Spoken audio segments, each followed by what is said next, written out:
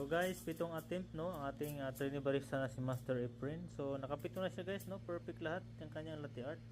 Ibig sabihin talaga, pulso niya talaga nagdala dyan, pulso na no. Unlike dun sa first, second, third, fourth, and fifth days, medyo chamba pa yun kasi nawindang-windang pa siya sa kanyang pulso. So ngayon guys no, day 7, day 8, day 8 na ngayon ang ating latte art workshop no.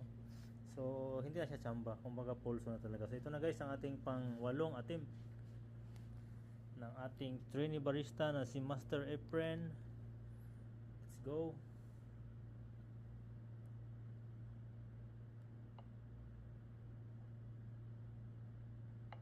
Very easy. Very easy.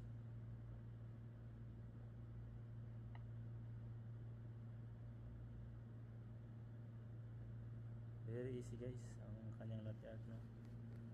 Ayan guys, si Master Efren. Ayan. Peace yo. Ayos oh.